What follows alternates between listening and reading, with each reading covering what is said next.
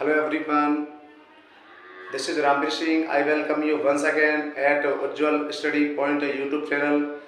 तो जैसे कि मैंने पहले ही बताया कि ये पैसिव वॉइस की एक्टिव वॉइस की श्रृंखला चल रही है, जिसमें हमने अभी तक प्रेजेंट के सारे वॉइस क्लियर किए हैं, पास्ट के सारे वॉइस क्लियर किए हैं।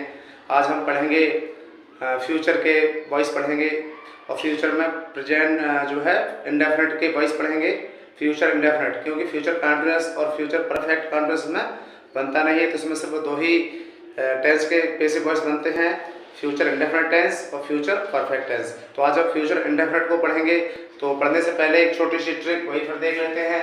तो क्या होता है, जैसे एक्टिव वॉइस और पैसिव वॉइस, तो सब्जेक्ट ऑब्जेक्ट।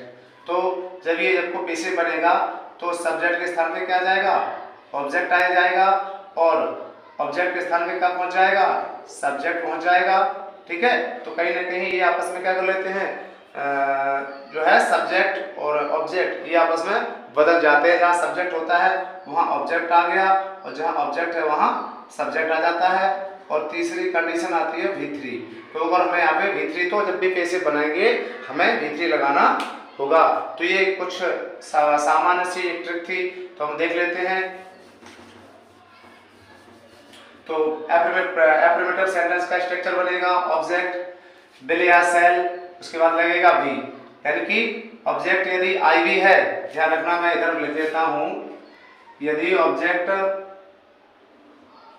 आई और वी है तो लगेगा सेल बी। ध्यान रखिए, अदर सब्जेक्ट है, अदर ऑब्जेक्ट, हाँ, और यदि कोई अदर ऑब्जेक्ट है तो लगेगा विल बी। तो इस चीज को ध्यान रखें। ठीक है, पैसिव में भी यही कंडीशन बनती है, यदि ऑब्जेक्ट हमारे यहाँ पे आईवी होगा तो सेल भी लगेगा, और इसके अलावा आईवी के एक्स अलावा जो भी सब्जेक्ट बनेगा उसके लिए हम लगाएंगे विल बी। तो ऑब्जेक्ट प्लस विल बी या shall be, V3 other word by plus subject. इसके एग्जांपल्स देखते हैं। तो I shall read the book tomorrow। तो ये सब्जेक्ट हो गया, ये ऑब्जेक्ट हो गया। जब ये ऑब्जेक्ट आई के स्थान पर आएगा तो क्या हो जाएगा, द बुक। अब यहाँ पे क्या बताया हमने, और क्या लगेगा, विल बी। तो विल वी, रीड का तीनों फॉर्म में रीड ही रहता है, रीड अदर वर्ड लगा दीजिए, टुमारो बाई प्लस सब्जेक्ट हो जाएगा, तो बाई मी। अगला एग्जांपल देख लेते हैं। He will help, He will help me। ठीक है, वह मेरी मदद करेगा। तो ये सब्जेक्ट, ये ऑब्जेक्ट, जब ये मी इधर आ जाएगा तो ये नॉमिनेटिव केस के रूप में आएगा। नॉमिनेटिव केस क्या होगा, आई का जो हो जाएगा वो मी का क्या हो जाएगा, नॉमिनेटिव केस। इसी को हम सब्जेक्टिव केस भी कहते हैं, तो हो जाएगा आई। हमने बताया आई के साथ क्या लगेगा, सेल भी लग जाएगा। तो I shall be helped by him once. एक और देख लेते हैं। सी विल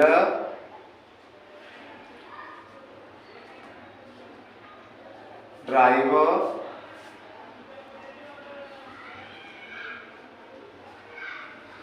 द बस। तो यहाँ पे ऑब्जेक्ट क्या होगा, the bus will be driven by her। तो इस तरह से ये एडजेक्ट जो है हमने एफर्मेटिव के जो अकॉर्डिंग जो फॉर्मूला था उसके अकॉर्डिंग हमने कुछ ये सेंटेंस को सॉल्व किया, हल किया। तो उसके बाद हम देखेंगे नेगेटिव सेंटेंस। तो देखते हैं नेगेटिव सेंटेंस को, देखते हैं इसके बाद।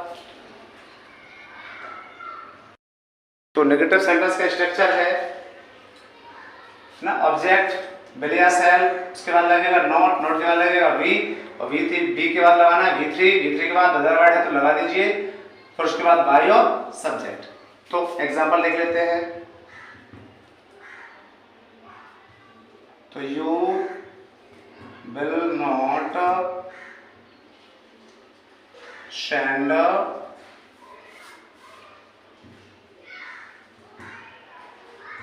ए लेटर, तो ये सब्जेक्ट हो गया, ए लेटर ऑब्जेक्ट हो गया, तो ये इधर आ जाएगा ए लेटर यू के स्थान पे।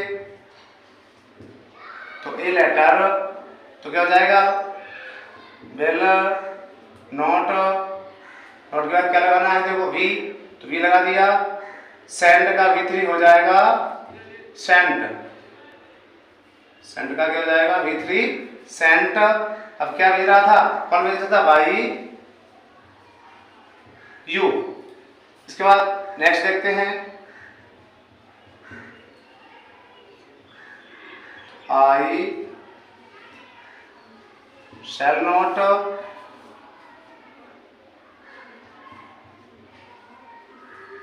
दिवाली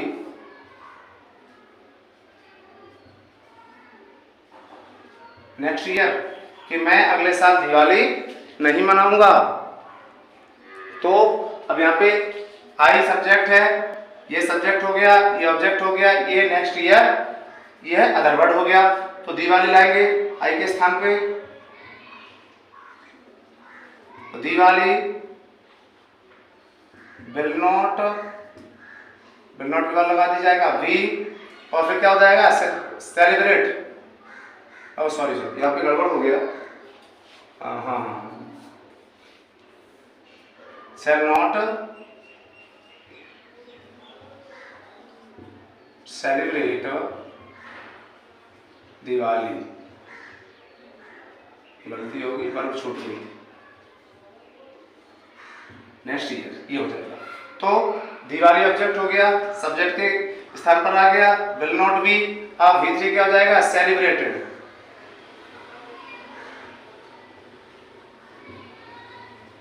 सेलिब्रेटेड अदर वर्ड लगा दीजिए नेक्स्ट ईयर,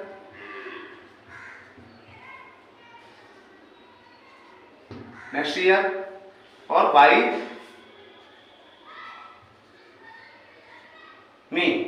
तो Diwali will not be celebrated next year by me, यानी कि अगले साल दिवाली मेरे द्वारा नहीं मनाई जाएगी। उसके बाद हम अगला देख लेते हैं, once more, they will not eat an apple, तो वे सेब नहीं खाएंगे। तो यहाँ पे ऑब्जेक्ट क्या है, एन एप्पल है, कहा जाएगा दे के स्थान पे आ जाएगा। तो an apple will not be eaten by them. किस तरह से ये नेगेटिव के कुछ एग्जांपल्स थे, तो आपको समझ में आ गए होंगे। ठीक है, कोई प्रॉब्लम आ रही है तो आप कमेंट सेक्शन में जाके कमेंट कर सकते हैं। अगले वीडियो में मैं उसकी आपकी कमेंट का जो है रिप्लाई जो भी है रिप्लाई करूंगा, उसका सॉल्यूशन दूंगा, आंसर दूंगा। ठीक है, तो हमने अभी नेगेटिव स्ट्रक्चर को देखा, उसके कुछ रिकॉर्डेड एग्जांपल्स देखे, और उसके बाद देखें इंट्रोगेटिव सेंटेंस। इंट्रोगेटिव सेंटेंस का स्ट्रक्चर है, तो जहां ऑब्जेक्ट आ रहा था वहां पे क्या आ गया, विल सेल आ गई, और जहां पे विल सेल आ रही थी वहां पे क्या आ गया, ऑब्जेक्ट आ गया। तो बस यही डिफरेंस है दोनों में, इंट्रोगेटिव में, एफर्मेटिव और नेगेटिव में। क्योंकि जहां ऑब्जेक्ट होता है वहां पे विल सेल आ जाती है, और जहां पे विल सेल है वहां पे ऑब्जेक्ट आ जाता है। बस यही दोनों में डिफरेंस होता है। बहुत आसान सी बात है। तो देखते हैं, एग्जांपल देख लेते हैं इसके। Will the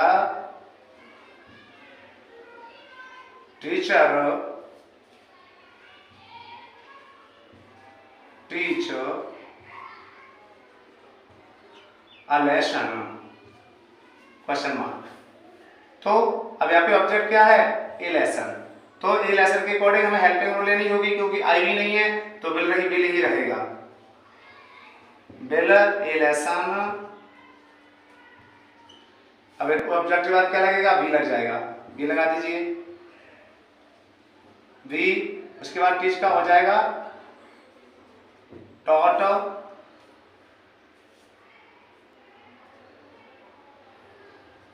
taught by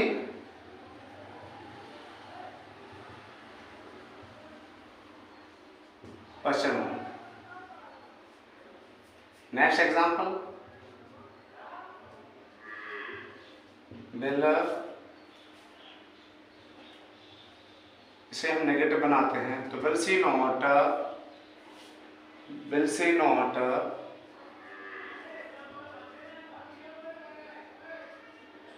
क्लिम्ब on the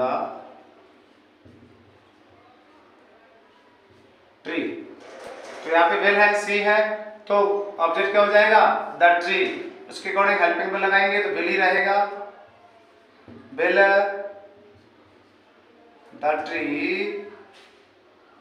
देखिए हमने पहले बताया था कि एक्टिव वॉइस में जहां सब्जेक्ट के बाद नोट लगाते हैं, ये सब्जेक्ट है, ये नोट है, तो वैसे ही ऑब्जेक्ट है, तो ऐसे ही ऑब्जेक्ट के बाद नोट लगेगा, तो ट्री नोट, क्लिम्ब का क्या हो जाएगा, हाँ नोट के बाद क्या आ जाएगा, वी, वी के बाद V3 हो जाएगा, क्लिम्ड ऑन अदर वर्ड ग्रुप में लग जाएगा, ऑन बाई हर।